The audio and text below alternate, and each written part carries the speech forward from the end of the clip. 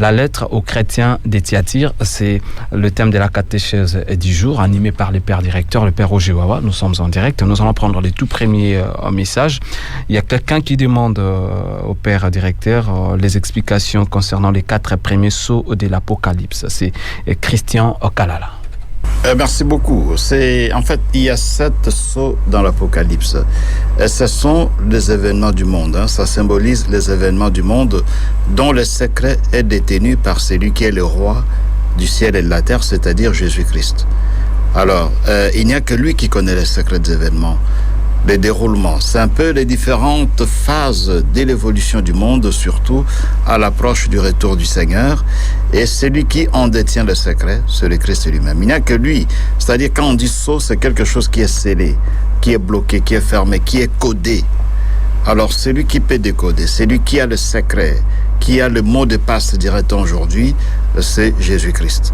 Alors, les 4 sceaux, ce sont justement les 4 premières étapes d'une évolution de l'histoire qui aura comme point culminant le 7e sceau, c'est-à-dire la dernière phase, ou dirait-on, les derniers virements directs avant le retour glorieux du Christ.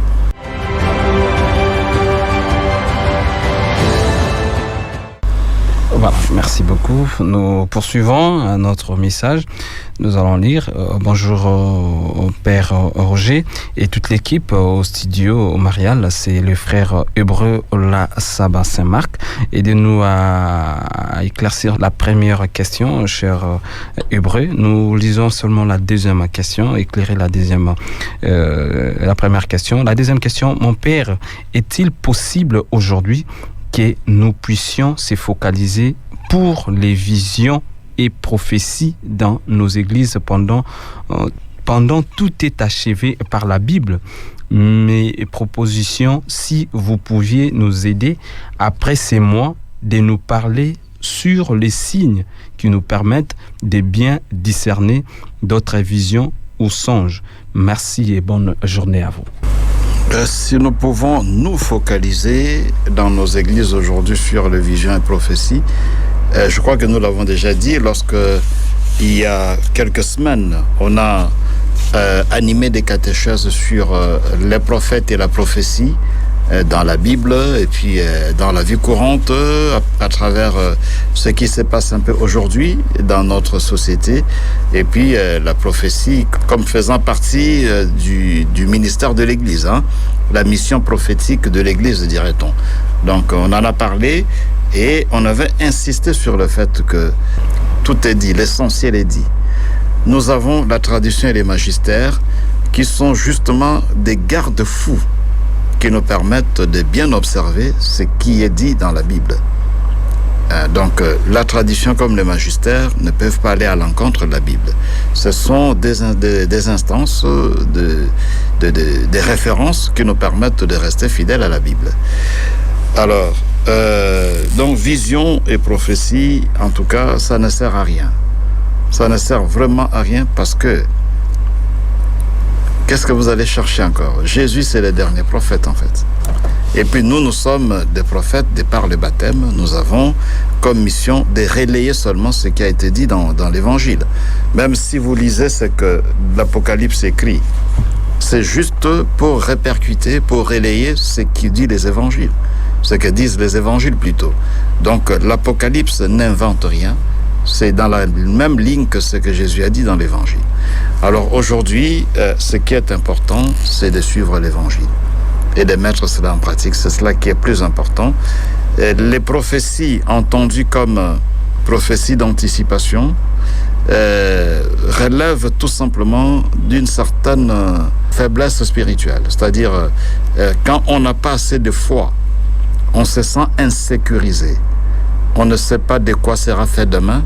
Alors je cours derrière les visions et les prophéties pour qu'on me dise qu'est-ce qui va arriver demain. Est-ce que j'aurai l'emploi?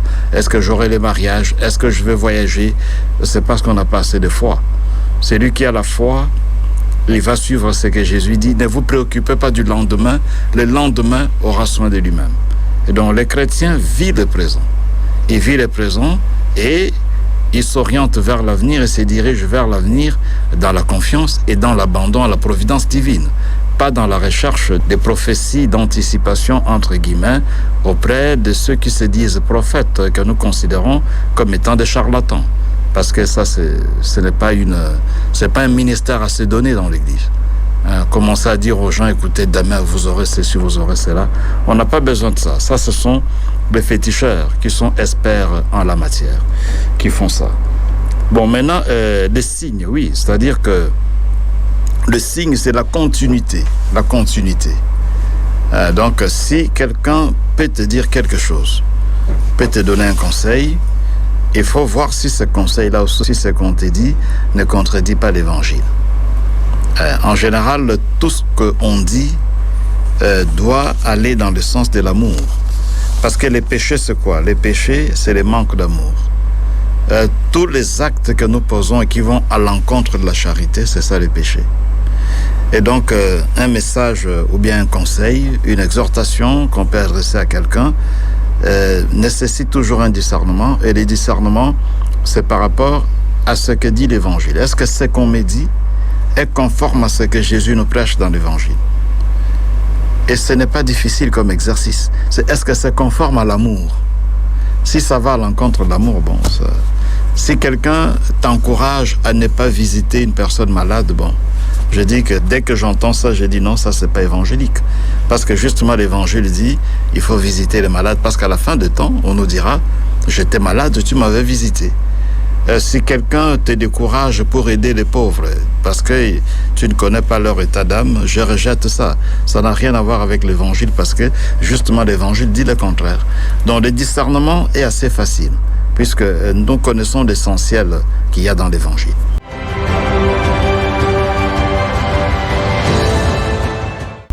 Très bien, nous poursuivons avec le message. Il y a quelqu'un qui nous appelait, espérons qu'il va rentrer rapidement, sinon nous allons prendre le message. Nous lisons le message. Bonjour, Père Roger et Frère Bob. Voilà, il a beaucoup insisté, on prend d'abord cet appel. Allô, bonjour. Allô, bonjour. Bonjour. Moi, c'est M. Georges, je vous appelle à partir de Massina.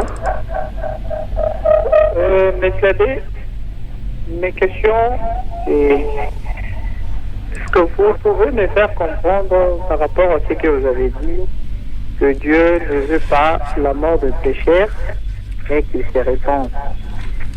Tout de suite, là, vous venez de dire par rapport aux prophéties et autres, allez-y peut-être comprendre que nous, dans l'Église catholique, donc vous êtes en train de nous dire que nous ne pouvons pas croire aux prophéties. Là, moi aussi, je peux dire quelque chose. Est-ce que nous ne pouvons pas croire qu'il y a l'emprisonnement satanique? Ici, cela n'existe pas. Quand nous remarquons le fou, les personnes qui ne réfléchissent pas comme tout le monde, bon, ils sont dans quelle catégorie? Et cette personne qui est, selon moi, qui possède ces mauvais esprits, comment est-ce que cette personne peut se repentir et venir à Christ? Parce que si vous parlez, vous êtes beaucoup plus philosophique. Vous êtes en train de parler, moi je dirais que c'est un évangile des intellectuels, des intelligents, des personnes qui ont une bonne conscience. Quand on lui prêche quelque chose, il rentre dans sa conscience, il sait ce que je dois faire, c'est ceci, c'est cela. Et il se répand, voilà. Mais non, dites-moi pour cette personne qui n'a pas la conscience en place, qui est envoûtée par des mauvais esprits, qui est cette personne qui vient. Non, parce que cette personne ne va pas écouter celle que vous êtes en train de nous parler à la radio. N'aura pas le temps de suivre l'évangile, n'aura pas le temps de suivre les conseils pour revenir à Christ et se repentir pour ne pas mourir dans le péché. Voilà un peu, en quelque sorte, faites-nous un peu comprendre cela. Merci, M. Ladé. Merci à notre frère Georges qui nous appelle de Massina. La première question, c'est biblique. Hein? Dieu ne veut pas la mort du pécheur, mais qu'il se convertisse et qu'il vive. C'est un passage biblique en fait, parce que Dieu est miséricordieux et donc il ne veut pas la mort du pécheur. Alors il donne toujours le temps aux gens de se convertir, mais bon, évidemment, si tu ne profites pas des opportunités qui vous sont offertes, bon, à la fin des temps, vous allez périr évidemment. Donc ça, c'est ce que je peux dire par rapport à la première question. Donc Dieu est comme ça, il est miséricordieux. Il ne veut pas la mort du pécheur, mais il veut que les pécheurs se convertissent et qu'ils vivent. On se rappelle encore de la parabole dans l'évangile de Luc. Donc l'arbre qui ne portait pas assez de fruits, et puis on voulait déraciner cela. Mais il y a quelqu'un qui intervient et dit, écoutez, il faut lui donner un peu de temps. Le temps de bêcher, de mettre encore un peu de fumier. On espère qu'il portera de fruits. Donc ça, c'est la nature même de Dieu. Alors la question qui me paraît plus pertinente, c'est la deuxième, parce que il y a une confusion en fait dans la question qui est posée. Et prophétie et envoûtement, c'est deux choses différentes. C'est vraiment différent. Et les prophéties, nous l'avons dit, tel que ça se présente aujourd'hui, on n'a pas besoin de ça. C'est-à-dire prophétie d'anticipation. Que demain, tu vas faire ceci ou cela. Les chrétiens n'ont pas besoin de ça. Parce que il est dit dans l'évangile, ne vous préoccupez pas du lendemain. Le lendemain aura soin de lui-même. Et quand nous le disons, c'est pas un évangile des intellectuels, c'est biblique et c'est facile à comprendre. Quand on dit le lendemain aura soin de lui-même, c'est que, il nous faut vivre dans la confiance en la providence divine, au lieu de courir derrière des charlatans qui annoncent je sais pas moi quoi. Alors maintenant, il y a des cas d'envoûtement. Ça, nous ne pouvons pas remettre ça en cause. On n'a jamais remis en cause des cas d'envoûtement. D'ailleurs, Radio Maria vous offre la possibilité de suivre une émission intitulée Foi et guérison qu'anime l'abbé Noël Ndungu. Et là, on parle justement des maladies spirituelles. Et donc, on ne remet pas ça en cause. Mais nous ne pouvons pas non plus assimiler tous les cas de folie à des envoûtements. C'est là le problème. Parce que nous sommes Église catholique, et Georges est catholique, et donc dans l'Église catholique, nous discernons. Et l'Église catholique ne prêche pas un évangile des intellectuels, mais l'Église catholique prône le mariage entre la foi et la raison. Il faut absolument que la foi soit éclairée par la raison. Rappelez-vous de l'encyclique de Saint Jean-Paul II, Fides et Ratio, la foi et la raison. Et Jean-Paul II dit, la foi et la raison sont deux ailes qui nous conduisent à Dieu. La foi sans la raison est suicidaire. Et la raison sans la foi, comme diraient certains, c'est ruine de l'âme. C'est comme la science sans conscience. Donc les deux doivent aller de pair, parce que sans la raison, sans l'éclairage de la raison, eh bien, la religion devient opium du peuple. La religion devient un ensemble de pratiques qui, au lieu d'encourager l'amour du prochain, encourage plutôt une sorte de peur, la spiritualité de la peur qu'il y a aujourd'hui, n'est-ce pas, dans notre société. Mais ça vient d'où? Ça vient justement de cette religiosité que les gens prônent sans tenir compte des repères rationnels, c'est-à-dire de la raison. Il faut absolument que la raison intervienne, parce que sans la raison, tu ne vas pas discerner. Voilà pourquoi il y a certains qui, à cause du fait de mettre entre parenthèses la raison, quand l'enfant est malade, au lieu de l'amener à l'hôpital, il l'amène à l'église pour qu'on prie pour lui. Non, il faut l'amener à l'hôpital. Et s'il faut prier pour l'enfant, nous viendrons à l'hôpital pour prier pour lui à l'hôpital. Il reste vrai qu'il y a des maladies spirituelles. Mais ça, c'est au bout du discernement. Et ce n'est pas à vous de dire tout de suite que ça, c'est une maladie spirituelle. Il y a des gens qui doivent discerner. C'est comme des maladies physiques. Quand vous êtes malade, l'automédication, il ne faut pas encourager ça. Il faut que le médecin discerne tout ce qui est physique. Il va te dire, bon, c'est la malaria, la grippe, il va faire le diagnostic. Et de même aussi sur le plan spirituel aussi, il ne faut pas que les gens se permettent eux-mêmes de discerner, de dire ça c'est spirituel. Non, le prêtre est préparé pour ça. Le prêtre peut discerner. Il peut dire, bon, ça, je pense qu'il faut aller à l'hôpital. D'ailleurs, on dit toujours qu'il faut aller à l'hôpital. Et souvent, c'est le médecin qui va dire, écoutez, j'ai essayé, mais je me rends compte qu'il y a quelque chose qui dépasse mon entendement. Si vous êtes catholique, allez voir le prêtre. Et souvent, des gens qui viennent chez nous sont des gens envoyés par des médecins. Alors, dans ce cas-là, tu comprends que c'est une maladie spirituelle. Mais quand on commence à dire que tous les fous sont des malades spirituels, là, ça ne va pas. Parce que la folie peut être aussi une maladie qu'on peut soigner par des psychiatres, par exemple. Et donc, il faut faire attention. La foi doit être éclairée par la raison. Ça, c'est ce que prêche l'Église catholique. Et si vous n'en tenez pas compte, eh bien, la foi devient suicidaire. Donc, en résumé, sachez que il y a des maladies spirituelles, mais toutes les maladies ne sont pas spirituelles. Parfois, la malaria fait parler. Quand la malaria atteint un niveau assez élevé, tu commences à parler comme un fou.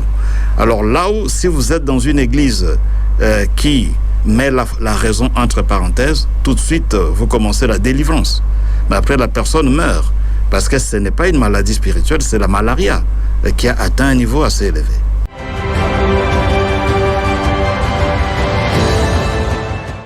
Voilà, poursuivons cette catéchèse. La lettre aux chrétiens des Thyatire, c'est qui est au centre des enseignements du jour. Bonjour Père Roger, bonjour Bob. Père, la gamme que vous venez de citer, Jézabel, c'est celle qui est venue auprès de Salomon. La première préoccupation. Deuxième, à notre temps actuel, il y a aussi des femmes qui sont prostituées et induisent les gens à des idolâtries. Le frère Achille Kibéa, paroisse Saint-Pidis. Jézabel est d'abord une reine de l'Ancien Testament. C'est une reine de l'Ancien Testament, épouse du roi Akaz. Et donc, dans l'Apocalypse, elle représente ceux qui sont des Nicolaïtes dans l'église de Thyatire. Donc, ici, c'est un personnage symbolique, en fait. Et dans l'Ancien Testament, on sait qu'elle a joué des rôles assez néfastes à côté de son époux, qui était roi. Mais dans l'Apocalypse, ça ne devrait pas être un personnage historique. Il est un personnage symbolique corporatif qui représente tous ceux qui vouent le culte aux idoles, aux divinités païennes qu'il y avait à Thyatire. La reine de l'Éthiopie s'appelait reine de Saba. C'est pas Jézabel. Donc, celle qui est venue de l'Éthiopie pour aller rencontrer Salomon, c'est reine de Saba. Jézabel, c'est un autre personnage. Maintenant, les femmes prostituées qui induisent leur mari en erreur, en fait, il y a toujours deux femmes. Il y a des femmes de la descendance d'Ève, de Jézabel, d'Hérodiade, qui induisent leur mari ou les hommes en erreur. Il y a aussi une autre tendance. Heureusement que ça existe, de la Vierge Marie, celles qui sont descendantes de la Vierge Marie et qui sont des femmes porte-bonheur, des femmes qui savent aider leur mari à s'épanouir dans la vie. Mais ce que nous disons des femmes, on peut aussi le dire des hommes, qu'il y a des époux qui sont comme Joseph, des époux fidèles, qui vraiment contribuent au bonheur de leur famille et de leurs épouses, tout comme il y a aussi des époux qui font le contraire de ce que faisait Saint Joseph.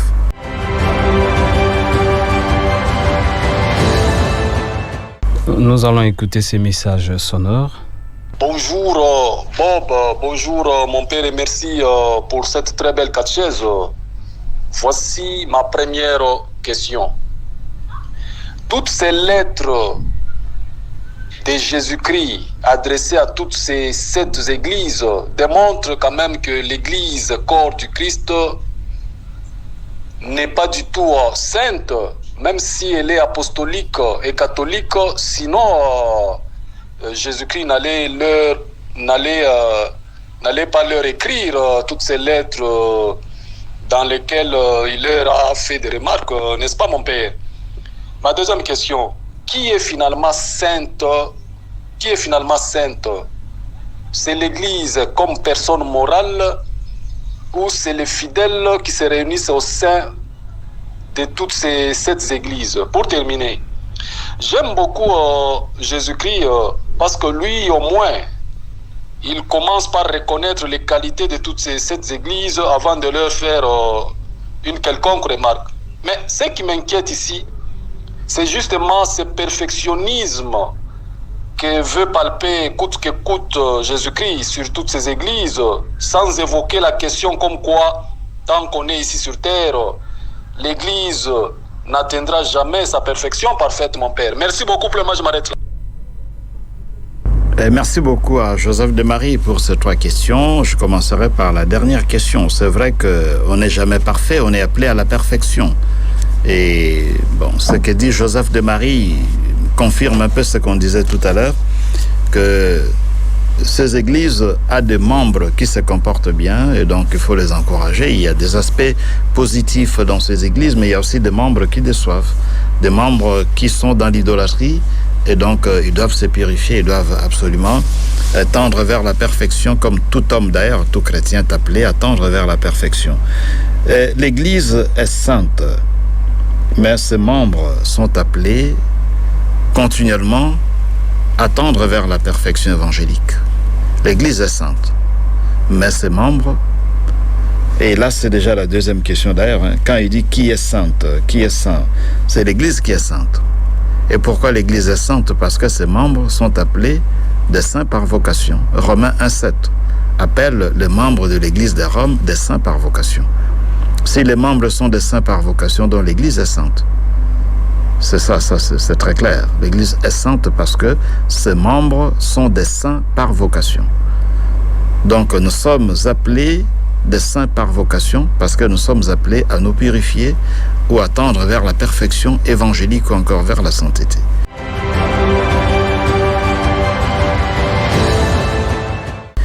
Voilà, nous allons prendre encore un autre message. Mais il y a la possibilité de nous appeler. Vous allez passer en direct. Faites comme les autres. Vous aurez la parole si vous nous appelez à travers nos numéros. Bonjour Radio Maria. Comment l'idolâtrie peut-elle nous détourner de notre engagement dans l'Église? Là, c'est la première question. Deuxième question. Pourquoi Jézabel s'est dit telle prophétesse? Troisième question, est-il juste qu'une persévérance ou une fidélité doit être récompensée? Le frère Hervé Essomo, depuis la paroisse Saint-Jean-Paul II de l'Humété, termine par cette question. Le mal prospère à cause de l'inactivité des hommes des biens. Une petite relation avec cette lettre. Merci beaucoup, Père, pour la catéchèse. Oui, c'est vrai que le mal prospère à cause de l'inactivité de ceux qui font le bien. C'est dit dans cette lettre. Et il y en a qui sont vraiment presque irréprochables, qui persévèrent, qui vivent dans la charité, la serviabilité, mais ils laissent le méchant faire.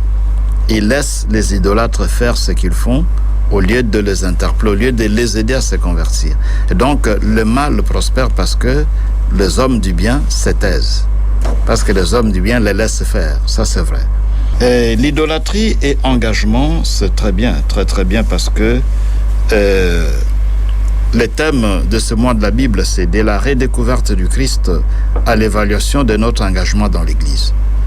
Et donc là, on est devant des églises à qui des lettres sont adressées et les traits communs de ces églises par rapport aux reproches qui leur sont formulés, c'est l'idolâtrie.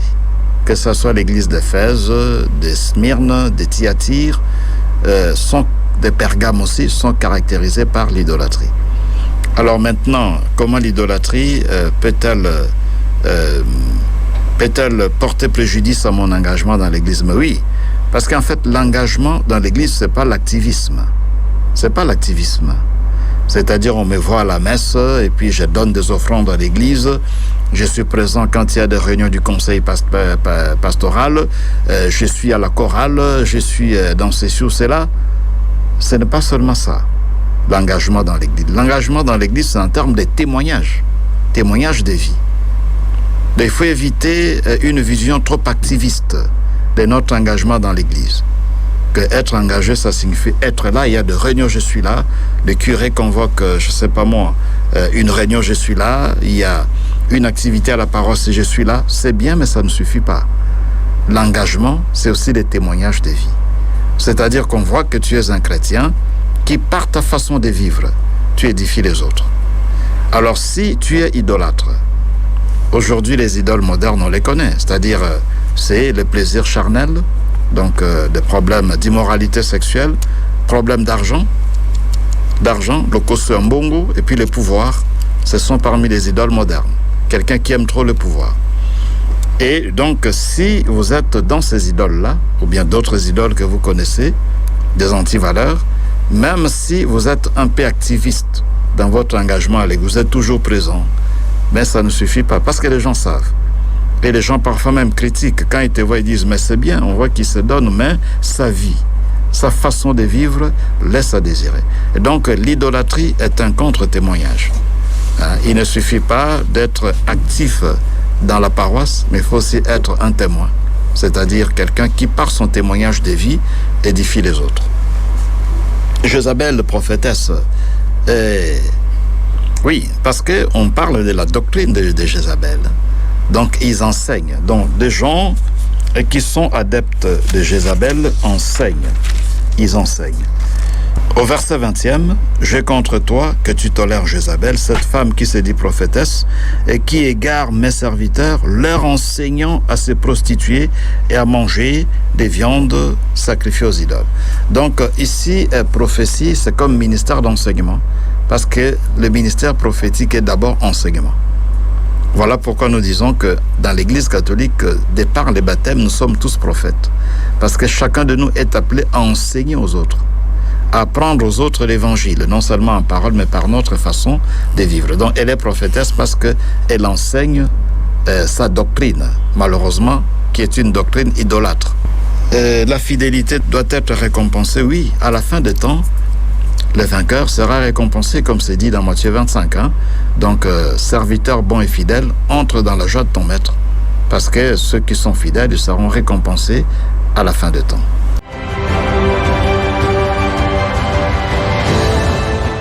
Nous poursuivons la catéchèse, la lettre aux chrétiens des Thyatire. Vous avez des questions, nous allons vous accorder la parole comme quelqu'un qui nous appelle là. Nous allons lui accorder la parole. Allô, bonjour. Oui, bonjour. Bonjour. Bonjour, mon père Roger. Bonjour, Maître Guy Pascal. Oui, père, j'ai une petite question à vous poser.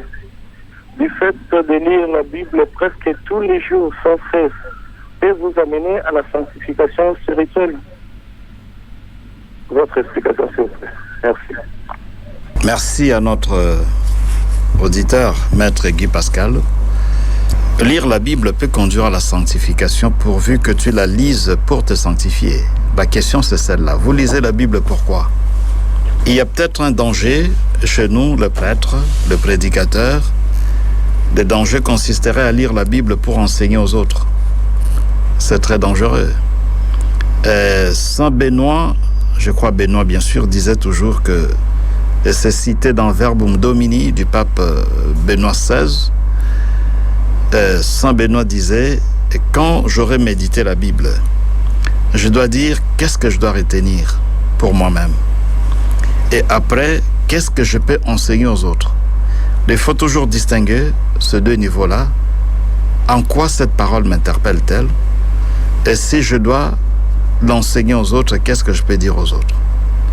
Et si on saute de cette première étape, en quoi cette parole m'interpelle-t-elle?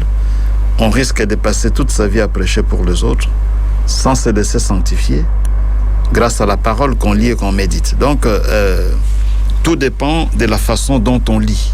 Ou bien pourquoi on lit. Je lis la Bible pourquoi. Si vous lisez la Bible pour votre sanctification, ça va vous sanctifier. Parce que vous aurez le souci non seulement de comprendre ce qui est écrit, mais de mettre ça en pratique. C'est alors que ça peut vous sanctifier. Mais si vous lisez la Bible par curiosité, pour connaître, pour impressionner les gens, comme il y en a qui mémorisent des versets, après vous allez déverser cela dans vos prédications pour on voit qu'il connaît la Bible, eh bien ça ne sert à rien.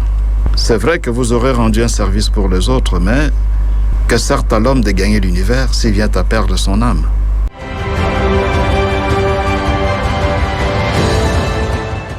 Autre message, bonjour Père Roger, bonjour Bob. Ma première préoccupation, l'idée de dédier une paroisse à un saint est venue de l'Apocalypse. Deuxième question, où situer Thyatire aujourd'hui? Et troisièmement, l'Apocalypse nous informe de ce qui va arriver ou ce qui s'est déjà passé.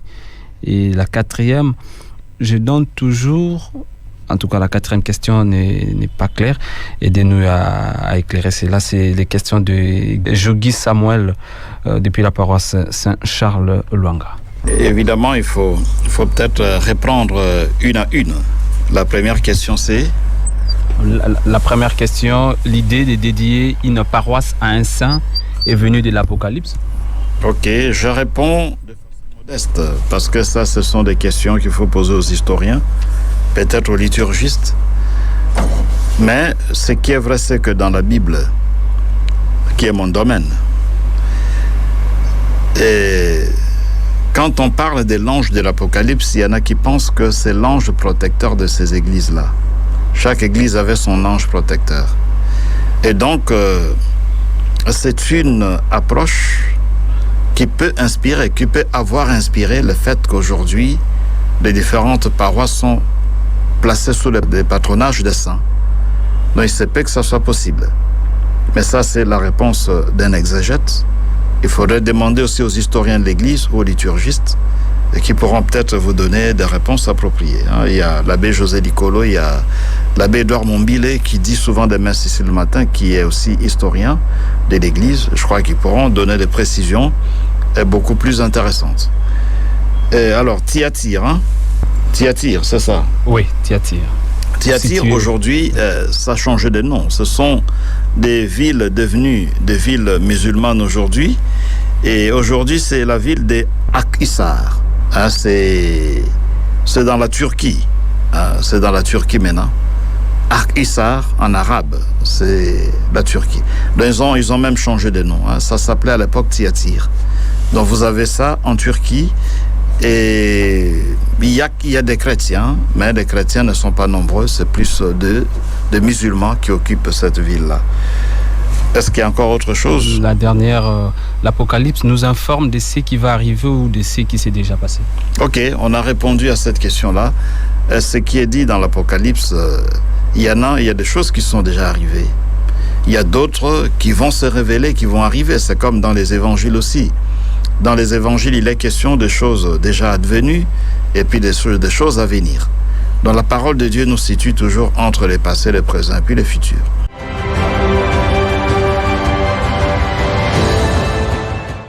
Voilà, merci beaucoup, Père Directeur. Aidez-nous à limiter vos questions, chers internautes et auditeurs. Nous allons nous arrêter là pour la première partie. Il y a beaucoup de questions d'ailleurs en lingala. Voilà, ça sera aussi posé au cours de la catéchèse en version lingala. Nous allons nous arrêter là à ce qui concerne la version française. Père Directeur, quoi retenir de cette lettre aux chrétiens de Thyatire? Très bien. Qu'est-ce qu'on peut retenir? Il y a d'abord le fait que Dieu est très objectif dans la façon d'apprécier chacun de nous. Dieu reconnaît que nous avons des qualités. Et c'est à nous aussi de faire autant quand nous apprécions les autres. Il faut reconnaître qu'ils ont des qualités.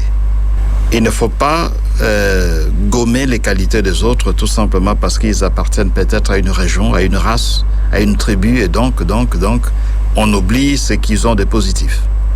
Il faut donc imiter Dieu, être objectif dans l'appréciation des autres. Les qualités sont des qualités. De deux, chacun de nous a des défauts aussi. Autant vous en avez, autant les autres en ont. Et par rapport aux défauts, le Seigneur nous dit ceci dans cette lettre-là. Il nous rappelle avec d'autres mots ce qu'on appellerait correction fraternelle. Les reproches qu'on formule aux chrétiens de Thyatire, c'est pas que ces chrétiens se sont méconduits, mais parce que ils pensent à leur salut sans penser au salut des autres. C'est-à-dire, ils laissent faire les Nicolaïtes, ils laissent faire Jézabel et ses disciples, au lieu de les interpeller. Et donc, nous avons aussi cette charge-là de nous soucier non seulement de notre propre salut, mais du salut des autres. C'est-à-dire, la correction fraternelle, apprendre à parler avec ceux qui ont peut-être des difficultés, ceux qui se méconduisent, mais charitablement, sans offenser, sans frustrer les gens, mais dans la modestie, simplicité, humilité, essayer d'aider les autres. C'est-à-dire, il faut qu'on se préoccupe aussi du salut des autres. Et enfin, il y a toujours... nous récoltons ce que nous semons. Nous récoltons ce que nous semons parce que, à la longue, le Seigneur dit, je rendrai à chacun selon ses œuvres. Donc, Apocalypse 2, 23. Chacun récolte ce qu'il sème. Il ne faut pas oublier cela. Hier, on disait que, est-ce que Dieu punit les gens? En fait, Dieu ne nous punit pas, mais nous récoltons ce que nous semons. C'est comme un enfant qui joue avec le feu. S'il se fait brûler, ce n'est pas les parents qui l'ont maudit, parce que justement, il a joué avec le feu. On l'a interdit, il n'a pas voulu écouter. Et donc, voilà, après, il s'est fait brûler. Et enfin, il y aura une récompense. Pour la fidélité, la persévérance implique une récompense que le Seigneur nous réserve. Donc voilà comment on peut résumer les éléments importants de cette lettre à l'église de Thyatire aujourd'hui. Voilà, merci beaucoup, Père Directeur. Nous allons finir.